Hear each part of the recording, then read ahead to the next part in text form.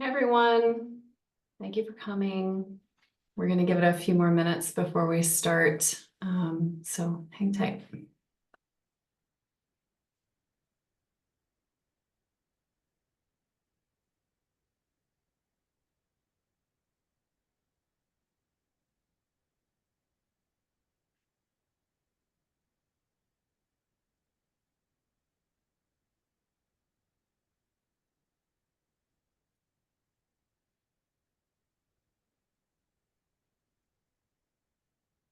Okay, we are going to get started in the interest of everyone's evening and keeping on time. Thank you to those of you who are here to learn a little bit about Embark's program in Patagonia. And without further ado, I give you the raw, wild, vast expanse of Patagonia. It really is something else. It's kind of otherworldly. A lot of people come through Buenos Aires on their way down to Patagonia, and they leave what was crowded, hot, humid Buenos Aires, and they descend down into Patagonia, and it's this land of like vast windswept, like expanse that is like no other. You feel like when you're looking around, you're looking through a lens that must have like a vivid filter on it or something, because everything is just kind of heightened. But beyond that, the air is just really fresh and clean, and it's almost kind of like this reboot or reset. It's really like wonderful. And not to mention that the scenery is just jaw-dropping. And on that note, I thought I'd get us started off on the right track with some scenery that you can expect on your trek with Embark in Patagonia. Some beautiful 360-degree views on one of your hikes outside of El Chaltén.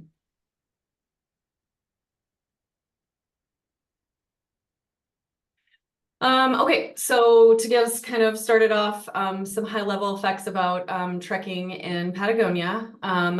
The season, now remember, it is on the other side of the equator from us. It is Southern Hemisphere. So their summer is our winter. That means trekking season is November through March.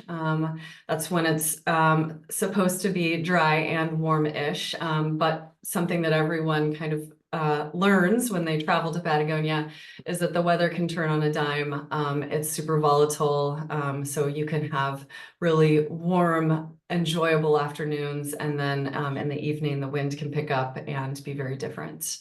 It is a hiker's paradise. Lots and lots of people like to go there, and it is a big trip. It's very far away, so most people plan about 9 to 12 months ahead of time for a trip to Patagonia.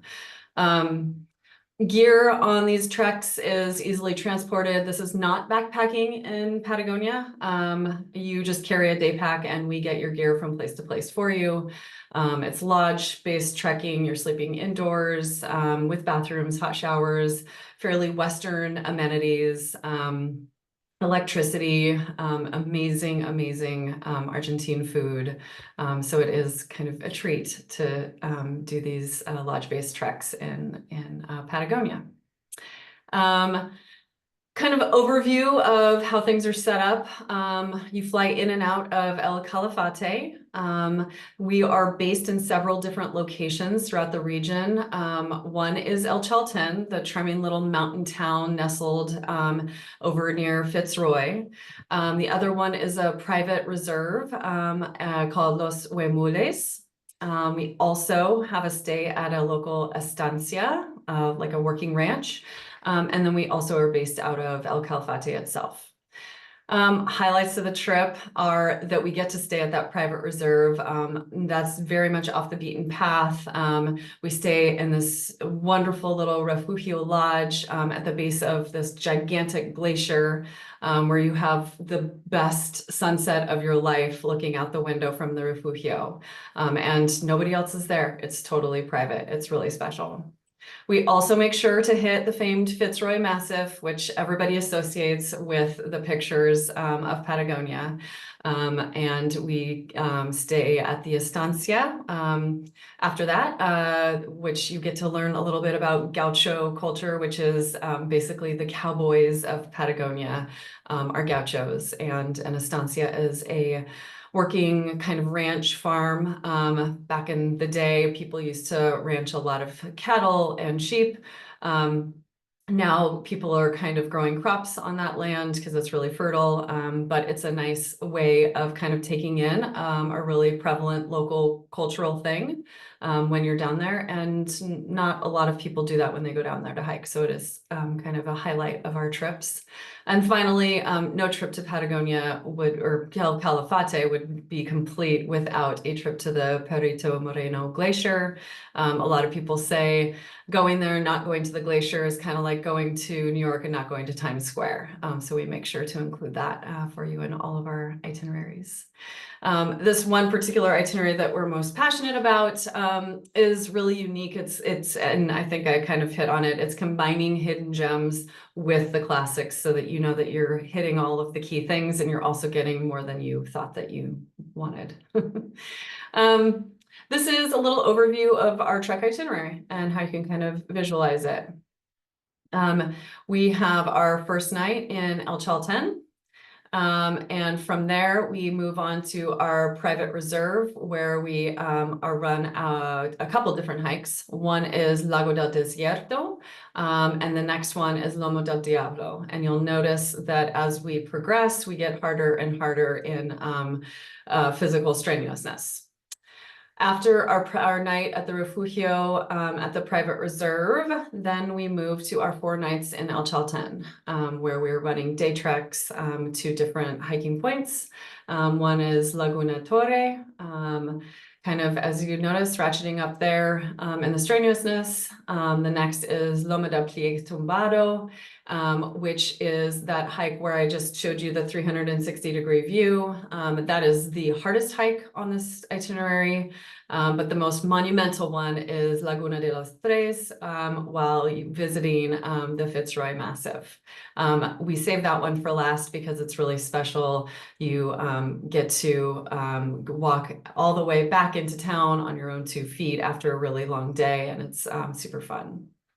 So after our 4 nights in El Chaltén, then we have a rest night where we kind of celebrate all of our achievements. And like I said, learn a little bit about what an estancia is, local culture. You can go horseback riding, you can just relax, you can enjoy some beautiful barbecue. It's a really special stay.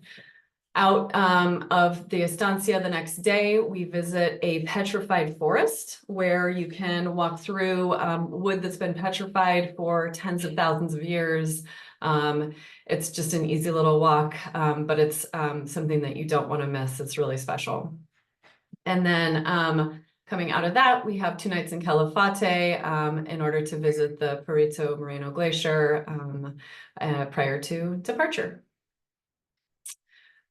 Just in terms of what it looks like on a map, obviously we're dealing with South America. Most people are going to fly through Buenos Aires to get to Patagonia. So a lot of people fly in and even spend a couple days there to kind of get adjusted and take advantage of a really cool, vibrant city before flying down to Calafate, where we base ourselves. From Calafate, we pick you up at the airport and fly and drive you all the way up to Chaltén, right here. And from Chaltén, we drive out to our private reserve as well as Lago del Desierto before returning to base ourselves in Chaltén, where we have those hikes I was referencing.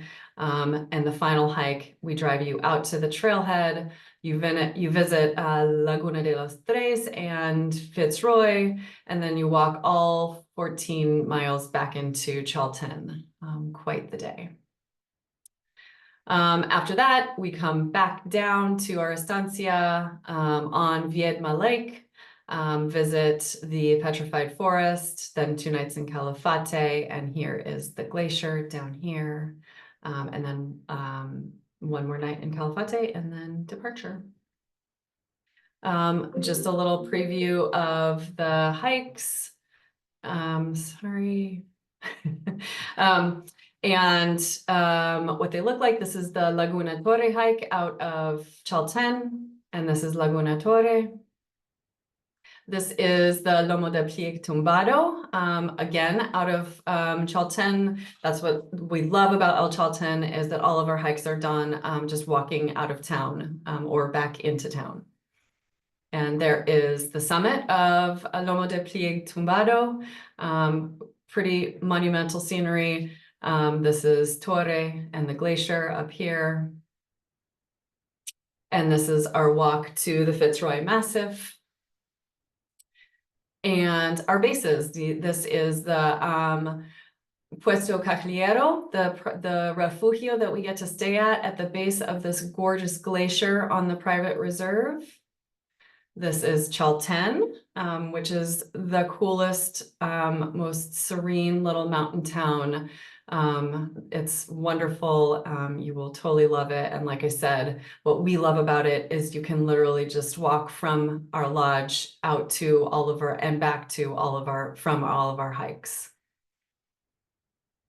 And part of what's really enticing about Chaltén is the amenities. Yes, you are physically exerting yourself in a major way on our hikes, but you get to kind of celebrate that at the end of each day with some pretty nice food and great amenities. And then this is the estancia on Viedma Lake. And you can get like just a picture of the immenseness of this area and the vastness of it, and the mountains and the glaciers. It's unreal, it's wild. And you will also definitely, whether you like it or not, take part in a traditional Argentine parrilla, which is a barbecue. They're super into it. They're super into red meat. If you're not as into red meat, don't worry, there are tons of choices, but it's a thing. Just some more wonderful scenery for you back at the Laguna de los Tres, a different time of year where it looks cold out, but that day it was actually really nice and warm. Okay, so you are thinking about going to Patagonia. These trips are pretty big, kind of comprehensive to plan. What does Embark provide to you to kind of help you get all your ducks in line? We've been doing this for decades, for more than 20 years now, and we've kind of honed our pre-trek materials. We have a really comprehensive set of informational materials that we provide to you prior to the trip. Those include gear lists, training plans, video tutorials, tons of pre-trek planning information. We also provide 2 group calls prior to your trip. One is an orientation call where we get online and meet other people in your group, or if you have a private group, everybody comes together and you learn about the trek, have an opportunity to kind of ask initial questions, make sure that you're doing the right things and sending us the right materials and that we're sending you the right stuff. And then we have a final send-off call prior to your trip about 1 month out, where you can ask any final questions and really feel that you're getting all of the adequate support that you need for such a big trip. And we ourselves are a pretty small operation. We're really, and in that sense, we're very responsive and easy to get in touch with. We're super passionate about this area of the world, and we love sharing that passion with you. You hopefully will notice that in all of our trek itineraries, we have some real personal touches. Here is just some more scenery that I couldn't help putting in there because it's just so jaw-dropping, the scenery. And there is a group there again at the Fitzroy Massif. And this is the glacier, Perito Moreno Glacier.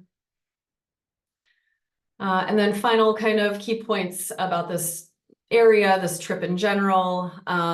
Just a reminder about the itinerary that we've kind of went to lengths to put together. There was a really hard thought process about wanting to give you something that you might not know you wanted out of Patagonia, and that's those hidden gems, but also making sure that you're getting the classic highlights from Patagonia.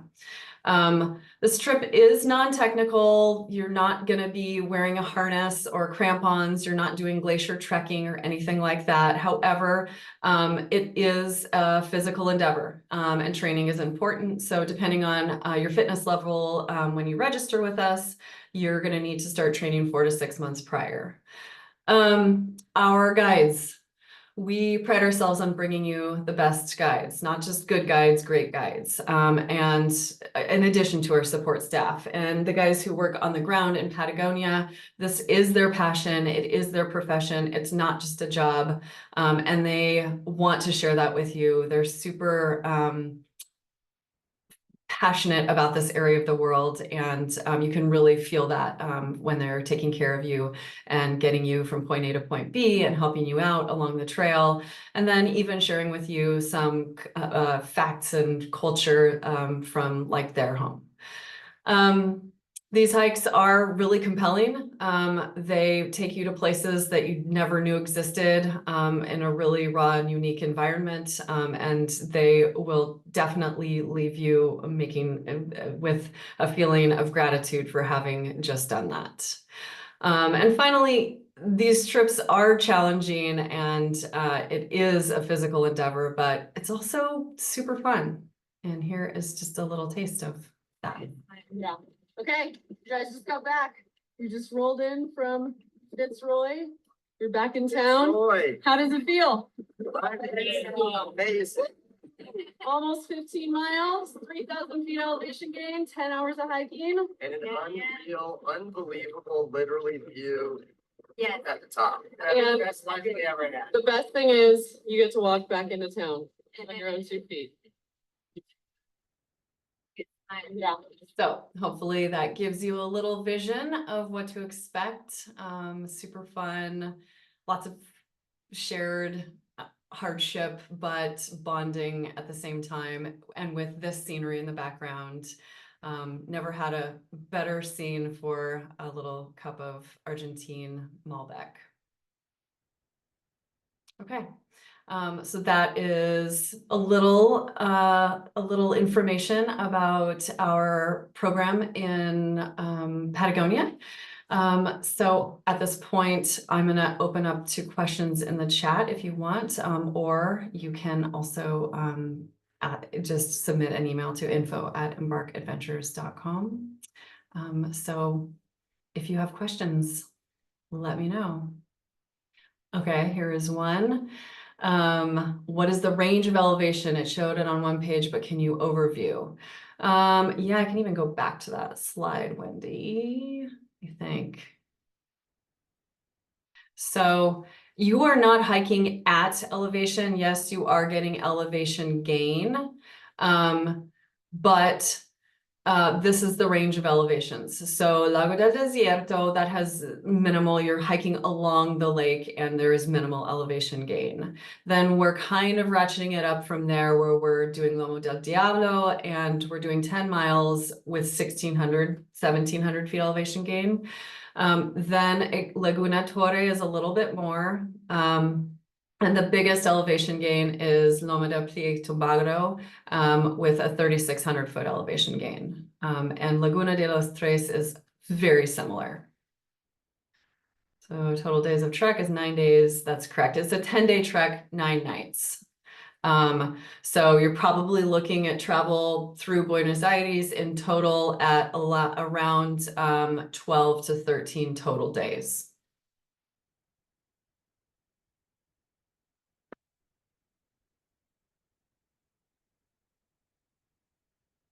Any other questions? Thank you, Wendy, for your questions. Those were good.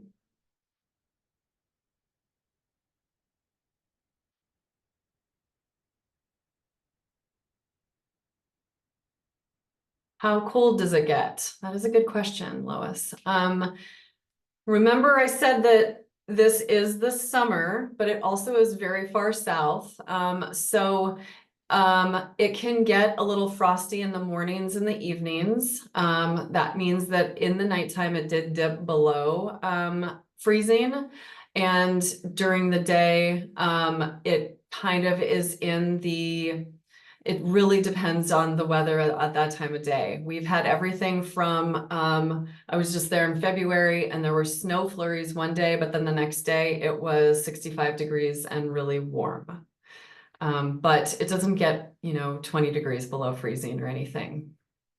Skill level compared to other treks, okay. So, yeah, so if we have a scale of 1 to 6, with something like in New Hampshire being level 1, and staying in hotels and everything, and Aconcagua being level 6, Patagonia is about a level 3. It's like right in the middle there, and that's because the treks they're long-ish, but they're not undoable, and you're staying indoors the whole time.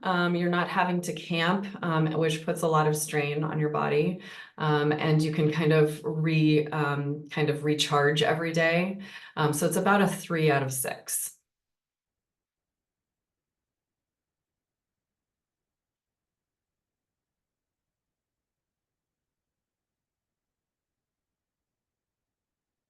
How many people make a group? Anywhere from 2 to 14. Usually our groups are about 8 to 12. We like to keep it around no more than 12. But we have 2 people who are going next week just on a private trip, and we have done groups as much as 18. The sweet spot is about 8 to 12.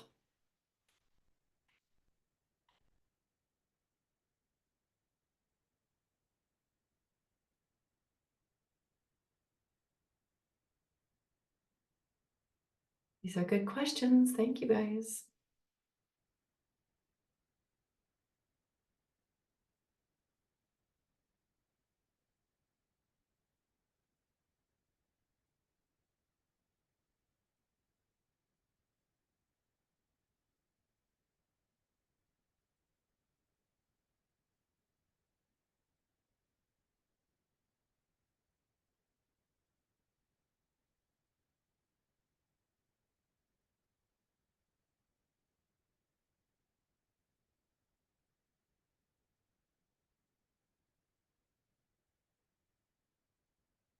I'm gonna come off.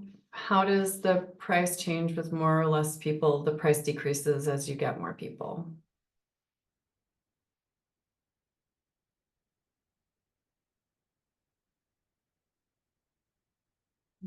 Stop sharing.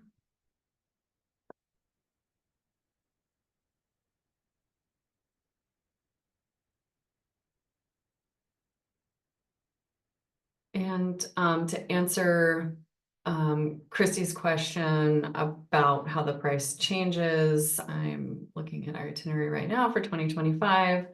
Our pricing starts at $35.50 for 10 plus people, and goes down to $39.75, or goes up to $39.75.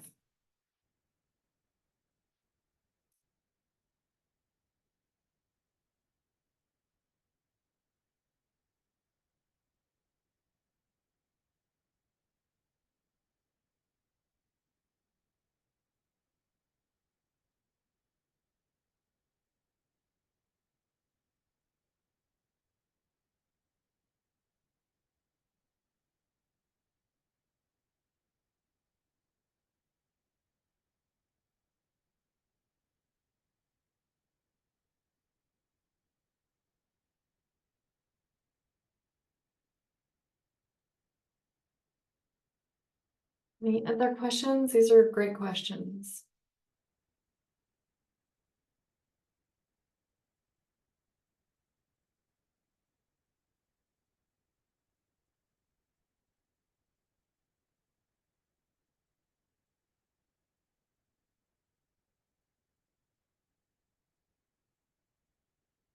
give it a few more.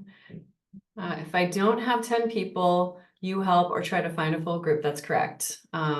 So we're always trying to form groups out of people, and usually how it happens is somebody comes to us and establishes a time frame, and then we add people to those groups.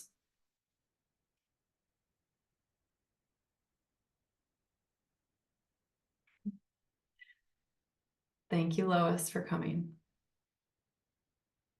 Lois says this is a bucket list for her, and it was for me too.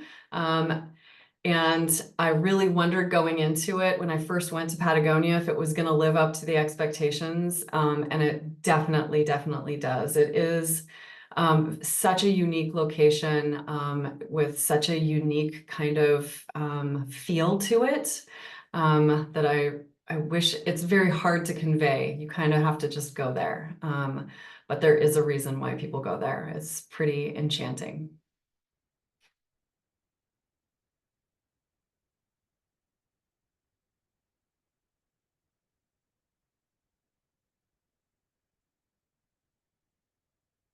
Here, wait a couple minutes for a few more questions. Otherwise, just know that you can always send an inquiry email to info@embarkadventures.com or carrie@embarkadventures.com, and we would love to talk with you more about Patagonia. It's a great trip.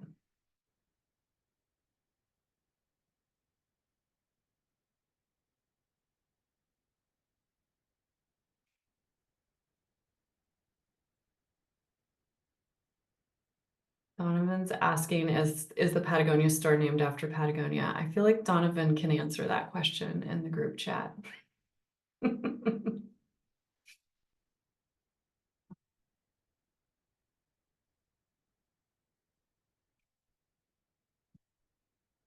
Okay, everybody, thank you so much for taking the time. Hope you were inspired, and get in touch with us to plan your trip to Patagonia. You know you've always wanted to do it. Thank you for coming.